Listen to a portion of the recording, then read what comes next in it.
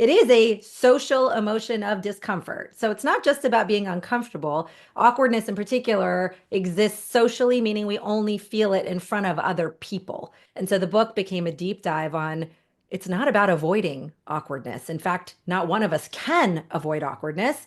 It's about getting really good at it and moving headfirst into it instead. Welcome to Engage Presents. I'm Engage co-founder and president Jake Olson. In this interview series, I ask Engage talent the most common questions we hear from event planners to help you get to know them and their stories in 15 minutes or less. Thanks for listening. Welcome to another episode of Engage Presents. I'm Engage president Jake Olson. Alongside me today, Henna Pryor. Henna, you are a workplace performance expert. You're an 18-time award-winning author with Good Awkward, a researcher, a global keynote speaker. Henna, you seem like a very fun individual, especially, we're going to get into your book topic, but first, I have to ask, give me at least one little story of something you've done that's been awkward or an awkward story. Oh gosh, we don't have a 2 hours here, but I'll give you a recent one. I actually met a client for the first time in person at a large event. I was really looking forward to meeting this client, and so I prepared all these remarks about how we'd been talking for a long time, and so excited to finally put a face to a name, and very quickly was corrected of, Henna, we had a 5-minute conversation at the happy hour last year at the such and such, and I was like, oh, okay. All right. Off to a good start. All those prepared remarks. So, yes, I have a great memory and I'm actually great with names. This is out of character, but I get to experience what I teach regularly. Safe to That's say.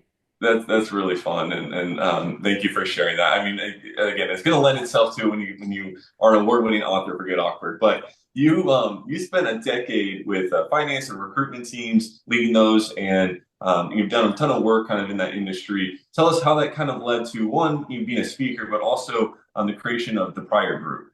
Yes. So I spent 14 years in executive search and staffing, mostly direct hire professional types of jobs, primarily finance and accounting, but some IT, marketing, operations across every industry you can imagine. So I was not industry specific. I touched everything, retail, financial services, healthcare, everything you can think of. And what I did not realize at the time, because I was really in that world, was that I had a front row seat as to what made teams successful, what made teams have a great corporate culture, what made people stay at their jobs and be happy to be there. And then conversely, what made them leave in droves, what made turnover really high. And my clients were those leaders and HR professionals who were trying to solve for these challenges. So I also had a front row seat into what made them effective, what made them retain their teams and more impactful as leaders who developed their people. It was a masterclass in what ended up becoming next for me, which was executive coaching and ultimately speaking. But what I saw in the trenches there were things that I think were the less obvious findings that I became very interested in exploring. It had a lot to do with psychology, our neuroscience, the way we're programmed, the way we're developed, and a lot of team dynamics work. And that really led to what I do today. And I try to find those non-obvious angles. No, it's very fascinating, very, very fascinating, and very knowledgeable you are. Back to your book, Good Awkward. You kind of say awkwardness is a secret weapon, and people should embrace it. So, kind of give us a little hint on that secret.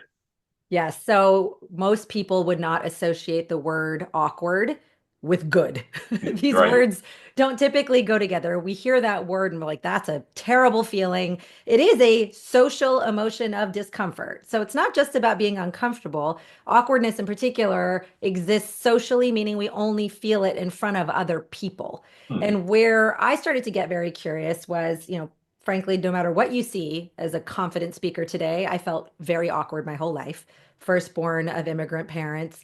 And as I started to move further and further into my professional career, I found that at every growth point and inflection point, those feelings would return. Every time I found myself in transition, I was constantly scanning of what do other people think? And Hmm. I remember our queen, Brene Brown, would use this expression in interviews. She would say, stay awkward, brave, and kind. Stay awkward, brave, and kind. And every fiber in my body said, okay, brave. Yep, well, I know that one. Kind. Yes, my parents taught me that one. Stay awkward.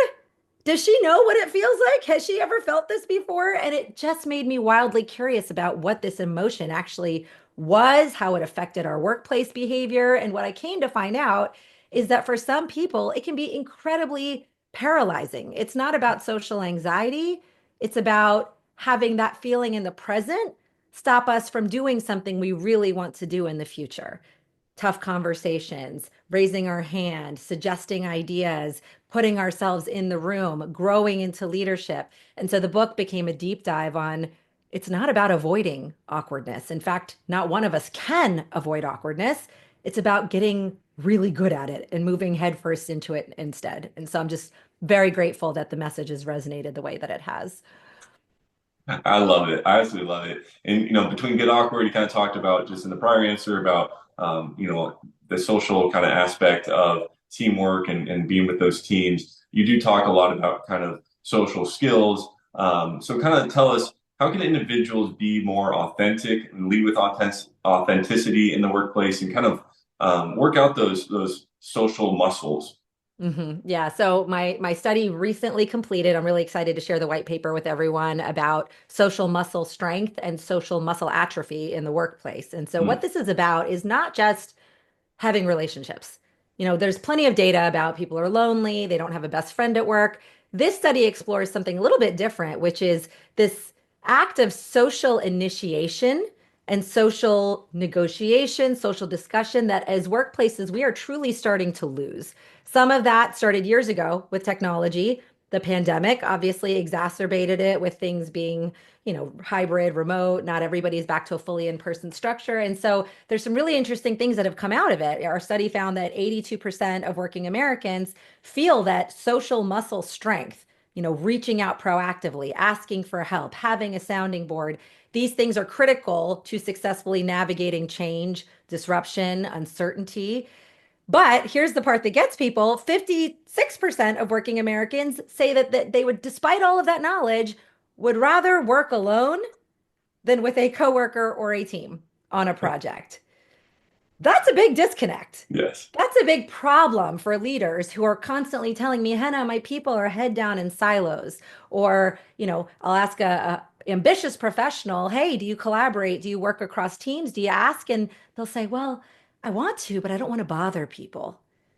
We're in a real crisis of social structures in the workplace. So more than just communicating effectively, which is a huge part of it, what I'm exploring is how do we rewrite our social behaviors and structures at work to meet the moment where we are today. And so I'm very excited to, help meetings, conferences, organizers really galvanize some of those learnings and what we've learned in the last couple of years about that stuff.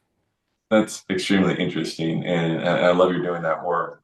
When you kind of go on stage and speak to groups, some groups are kind of going through a lot of change and uncertainty that's always happening, as you kind of just mentioned there, after COVID and whatnot. Kind of give us a little bit of what you want to tell those groups or what those groups lead with after hearing you.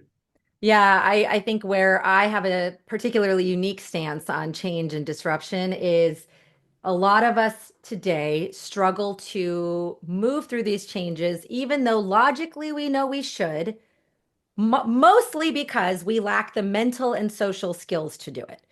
I have a bias for action. Jokingly call myself a spicy Pakistani. If you tell me to do something, I'll get it done. Most of the people who hire me as a speaker have groups that also generally have some sort of bias for action. So it's not that they don't want to do the thing, it's that there's a mental or social obstacle. There's a roadblock that's standing in the way of it. But the good news is all of these things can be brought to the surface with awareness. One aha moment can change everything. And there are also mental and social skills we can build that actually fit the moment that we live in. They just require the knowledge, the know-how, and the intention. So, my particular take on change management is it's much more a game of mental and social fitness than it is a want or desire to keep up with it. We all do. We just need a new toolkit in order to be able to do that.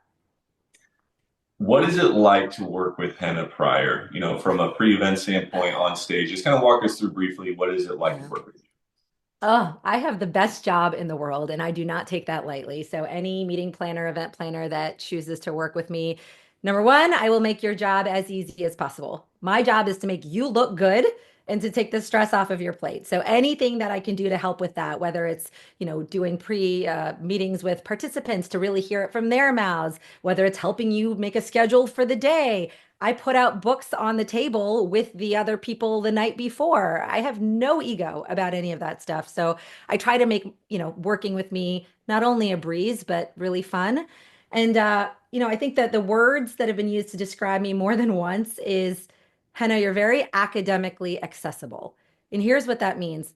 I hold my audiences to a high standard. I do think that they are capable of learning some pretty beefy stuff, but I love 90s hip hop and I love to tell jokes and I love to bring sort of a light energy and a playfulness to my work. And I think meeting planners enjoy working with me because there is that sort of passion and tension that I'm able to balance. There's always a mix of technical folks, academic folks, but then people who need to be entertained and enjoy themselves.